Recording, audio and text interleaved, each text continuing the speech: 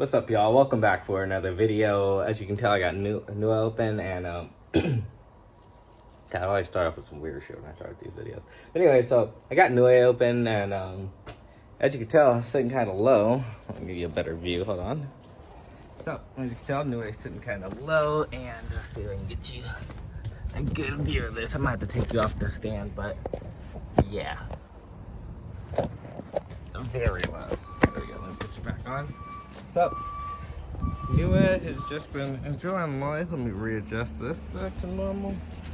And engine's in, of course, and it is sitting mega low, super low. So, I got my front air mounts, the bottom mounts in. I cut them up and modified them. No recording for that. But I cut them up and modified them, and now I have these Ireland Engineering top hats that I fitted to this. I bought a new adapter. This is a, I forgot the, I think it was 1/2 inch to M12 or something. I forgot the actual size. It might be 3/4 inch. I forgot the size, but I used those, and I modified this top hat to work with the airlift suspension. So I don't have the airlift top hats. I actually have Ireland Engineering ones on each side, and they have a lot more adjustability for camber, which is kind of cool, I guess. But you can't make use of that adjustability. As you can see, these slots go super far, but yeah, you can't actually go that far. These bolts are actually much larger than the one with the airlift. If they were slightly smaller, you can go a little bit further, but I mean, I already have quite a bit of camber up front, in my opinion, so I think we're good. And of course, the rears, you guys, the rears have been done for a while now.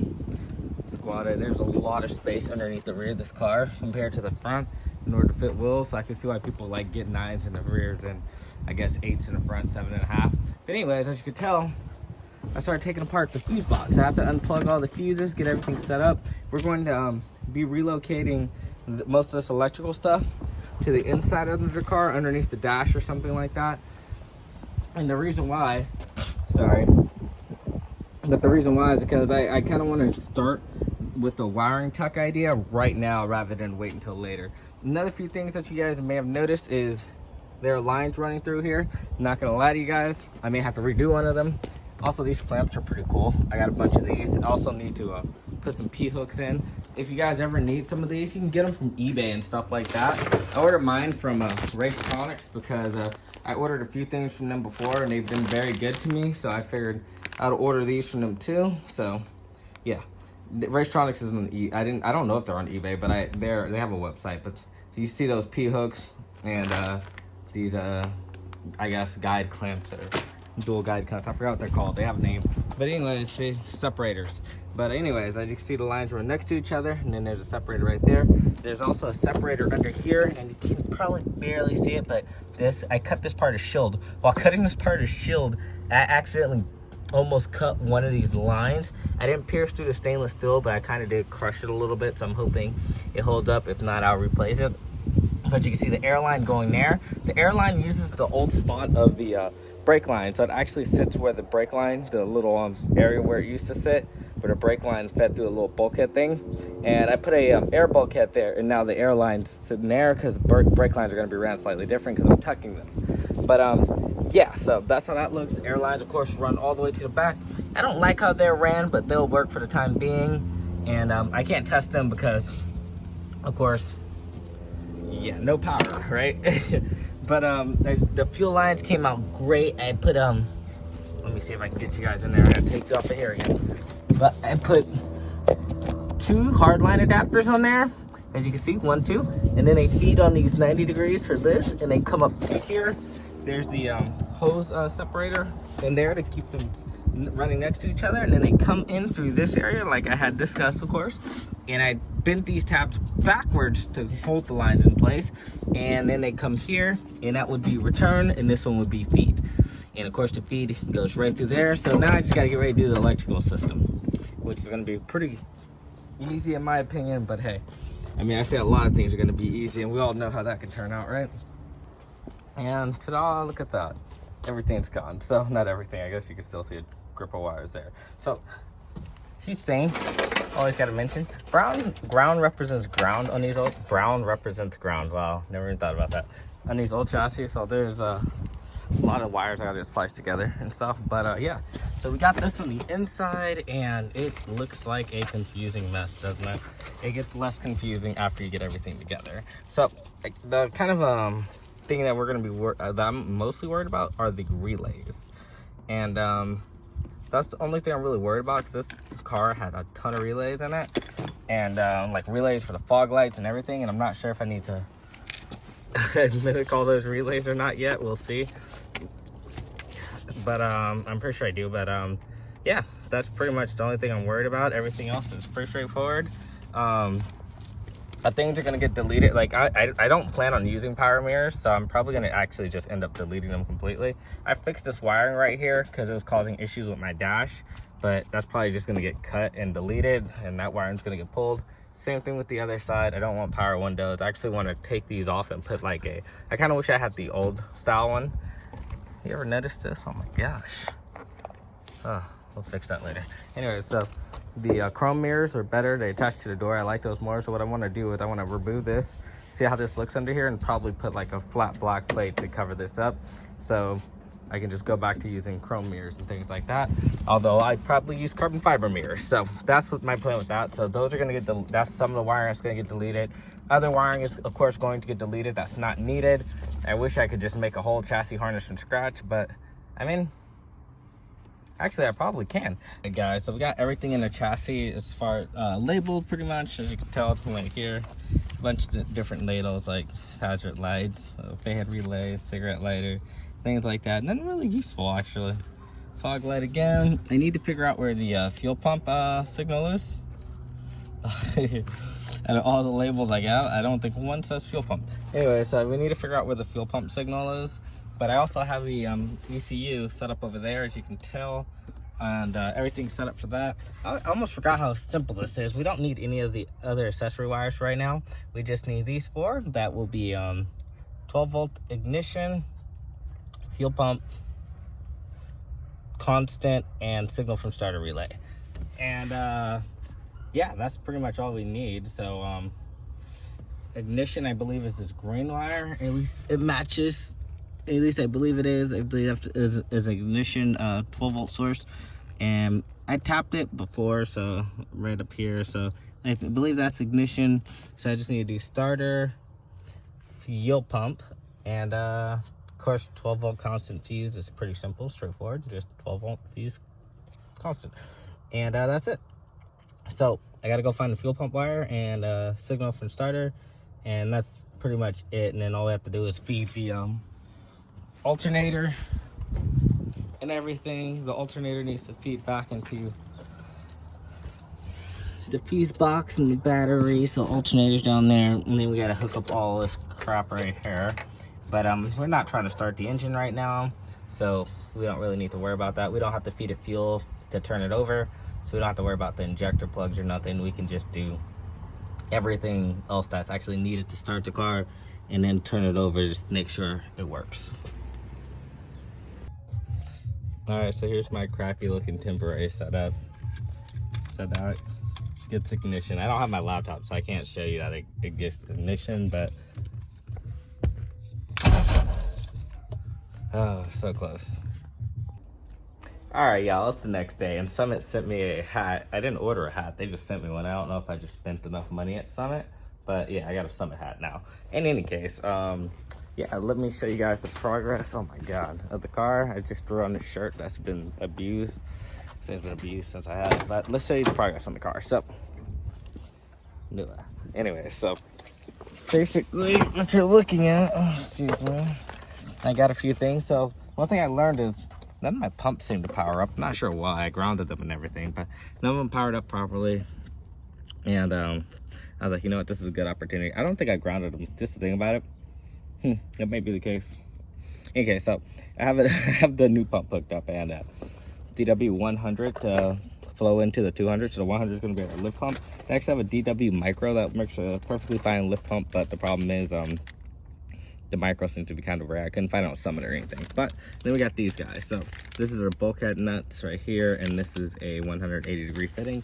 The other fittings are inside the box. I think I showed those already, and yeah, they were fine. But let me show you guys what's going on. All right, so as you can see, my temporary setup, batteries right there. This is feeding power to this fuse block, constant 12 volts. Actually, she gives this ignition power and just use a fuse for the 12 volts.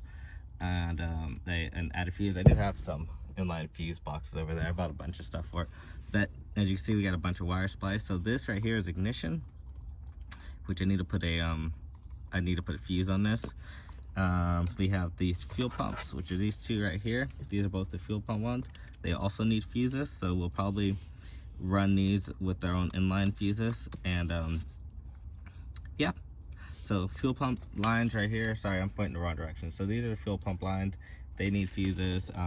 Ignition needs the fuse eventually. And I need a fuse box for ignition harness. And all these, they're all zip tied together. We're not going to be using them for now. And this is the this fuel pump wiring. So if you the both fuel pumps prime now. I did test it. As you can see, this is wrapped up. I was testing and I forgot to record, but the DW100 is right there and it's grounded and everything. Actually didn't ground it to the whatchamacallit, like this whatchamacallit right here. I actually grounded it to the same spot my air suspension grounds to, which is right behind the seat. As you can see, the wire goes there. But I also had a brown wire that grounded the other pumps here too. That's why I was like, why the heck isn't this not working? But that's why I said my pumps may not work. That or I didn't ground them properly. But I probably should have ran a direct wire to ground like I did for the DW100. But hey, it's $100 that I just spent, so who cares too much?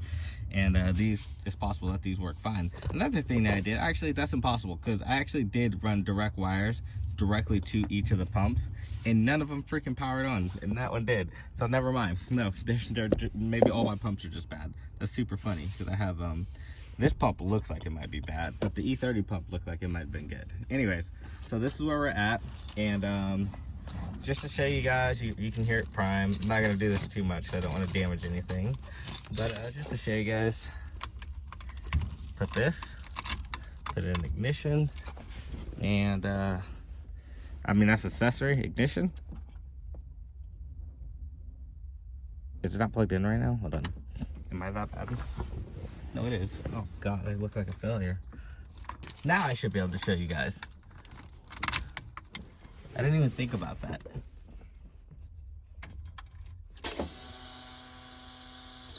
As you can see. And then if we wanted to, we can bump the starter a little bit just to show you guys. All right, and that's what I wanted to show you guys. So wiring's pretty good. All this is still labeled. I need to get a bunch of relays and stuff, like a bigger box than this. That's why this box is just chilling right now. So we're gonna have to get a better box than that, but we can get the car running without having all these hooked up. Of course, we need them hooked up because we need headlights and stuff to drive the car. Anyways, so what I wanted to show you is how I got everything hooked up down here. So this black wire right here, this is coming from my harness. My harness from mine is K-tuned, but I guess they all should be very similar. So if you look at this harness, there's I showed this off before, the fuel pump, ignition, signal from starter, and 12 volt constant. So the red here, because I didn't have all the color wires that they have on there, the red is 12 volt constant. The blue wires are fuel pumps. I have two. I spliced that and turned it into two different wires. Yellow is ignition, and black is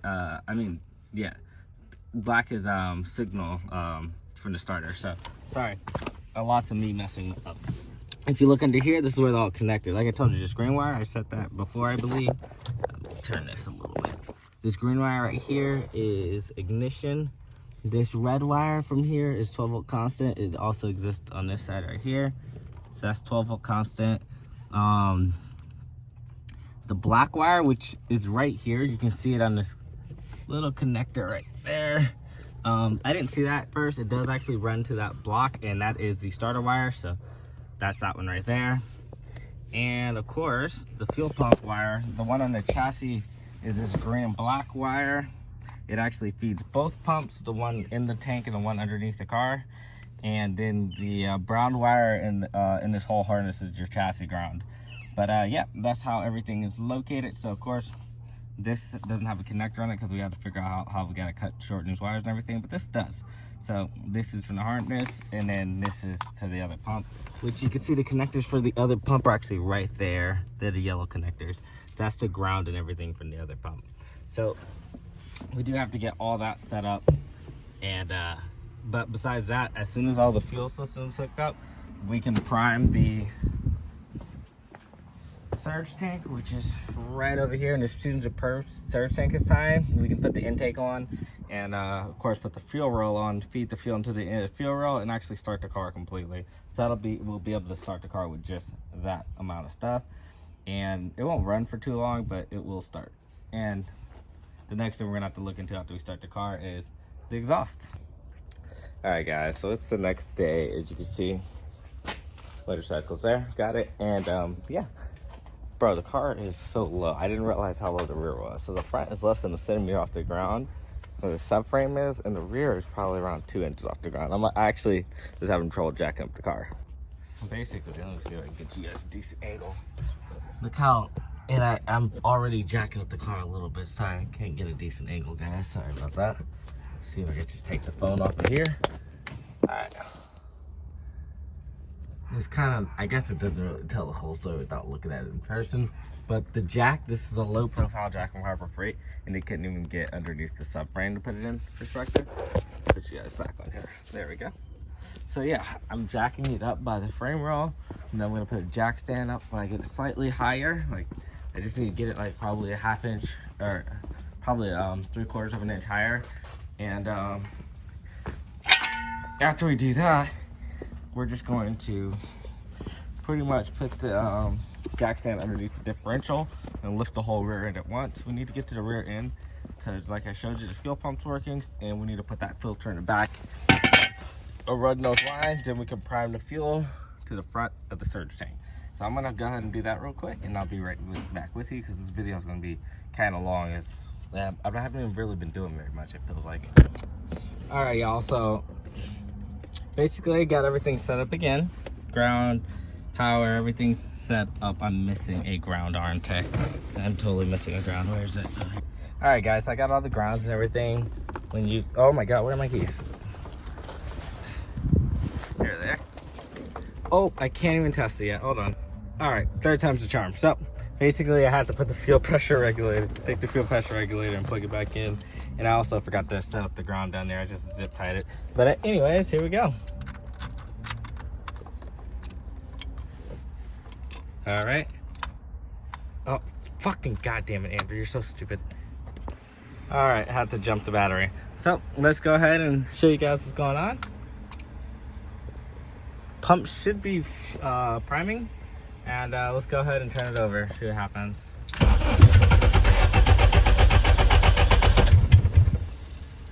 Oh, it was running for a little longer earlier. That's disappointing.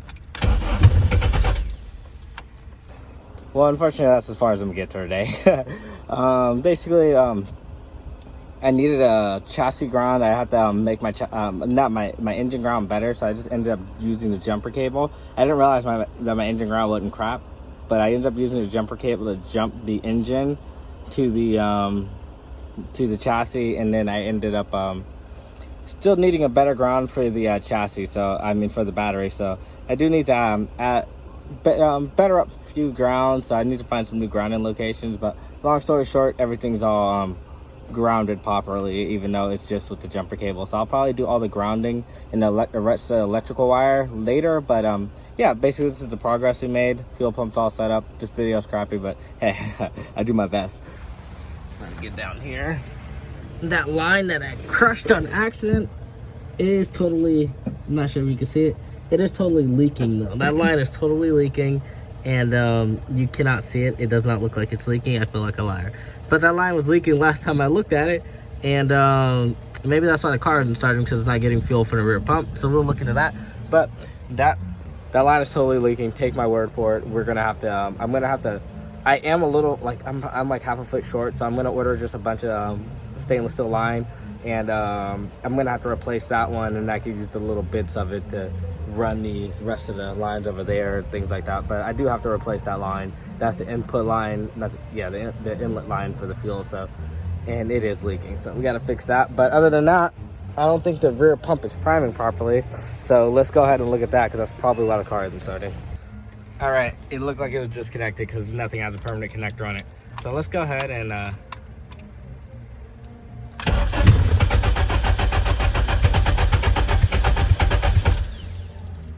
still not feel, huh? Am I missing something else? So we have the, oh my God, the freaking other fuel pump's not grounded. All right, guys, both pumps are grounded. I can hear them both priming this time. I'm actually gonna prime them both 3 times. So, all right, let's give it a shot now.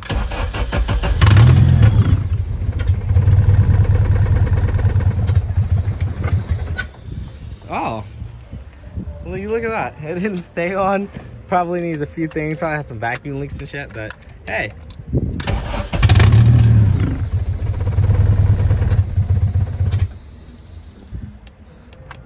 Well, I guess it does end on a happy note. So I gotta go to the motorcycle store. I need to buy a phone mount for my Ninja. So I'm gonna turn in early today because I believe they closed kind of early, and I kind of want to just ride the bike around. I was enjoying it last night, and I kind of want to enjoy it some more. But that's the end of this video. This video is over the span of 3 days anyway, so the clips are going to be everywhere. Information is going to be everywhere. I'm not the best recorder, so hopefully it comes out decent. And yeah, I'll see you guys next video. All right, y'all, it's nighttime. The video's not over.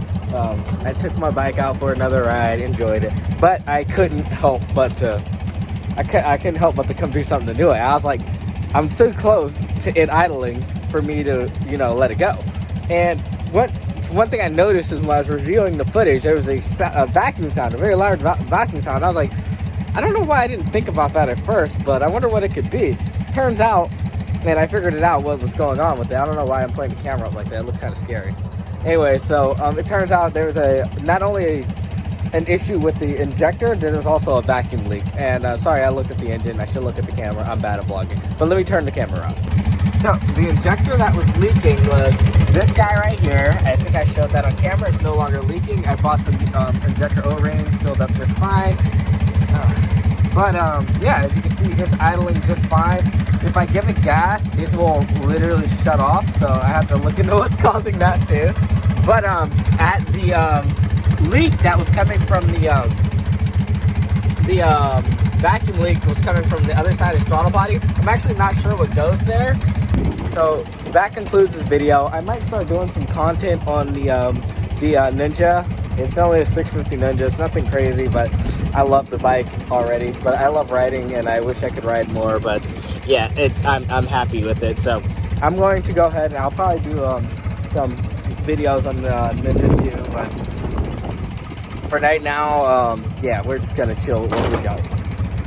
Oh, that scared the crap out of me. That was I didn't even know my side door was open. The wind just blew that thing.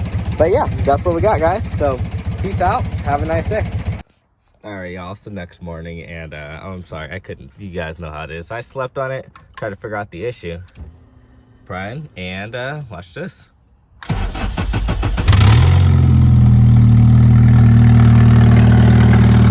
It's kind of loud, I know, but that's it right there,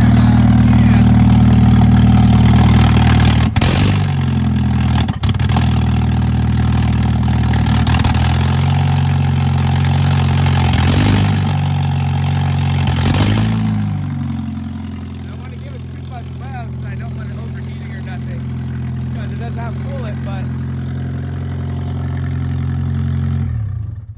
yep, there it is. So that's what was going on basically. Let me give you guys a clue. Oh my god, what's this ad on my computer? Oh, it's sponsored. Screw you, I don't care. You guys can't see shit. All right, so basically on the K-Pro, if you go into miscellaneous, there's a speed sensor. My speed sensor was selected at a no speed sensor option at the bottom here. I can't even see my, there it is. Let's get this. So it was providing a constant speed sensor. A constant it was providing something. You just know that. But since since I clicked no speed sensor, it was providing a 49 miles per hour output, and that's why the engine kept idling and not starting properly. So now that we got that fixed, the engine idles at around 1200. I still need to adjust the idle and stuff, but we're not going to worry about anything else because of those fuel leaks. We're just going to leave it as is, and hopefully run the car as is, because I mean, no, not run the car. We're just gonna leave the car as is because I want to fix all the fuel leaks. I want to pull the bucket back out so I can gotta pull that guy back out so I can repaint it. I think the best thing about that, even though I'm gonna put some fuel resistant epoxy on the inside, but the best part about that bucket is even when the fuel leak happened, I didn't smell any fuel in here, and there was only like this much fuel in the bucket. And to put that in perspective, probably like I would say it's it was less than an inch, probably like 3/4 of an inch, but it was in a bucket, and I couldn't smell any fuel from in here, but I could smell it from over there. So when I walked out and I looked into the bucket, I was like, oh my God, it's flooded with fuel, and that's because the regulator wasn't letting any fuel go through it, and I'm not sure what was going on with that. But now that we have everything fixed, we are good to go, and I'm very happy. I know this video is everywhere because I'm an everywhere type of person, but yeah, we're good to go. I'm gonna edit this up, post it down. I'm gonna post it when I can. I don't know why I'm telling you guys I'm gonna post it when you're gonna watch this, and it's gonna be posted by the time you watch this, but whatever. I'll see you guys in the next video. Real outro. I need to go brush my fucking teeth. But I had an epiphany when I came out here, and I was so like, whenever I'm working on cars, I get so into it, and I like this shit keeps me up at night. So when I was staying up at night, I was looking at like, it must be my injectors, because I have 1,000cc injectors currently, and my car is stock, so my injector duty cycle has to be max low in order for this car to run. But I was worried. I was like, oh, that must be my injectors. Maybe something like too much fuel or something. I don't understand why it's idling so poorly. So I was thinking of all these issues, and it was a damn speed sensor. But that just goes to show you, auto things, when it comes to cars, it can be some weird stuff sometimes. Anyways, guys, peace out. I'll see you next video.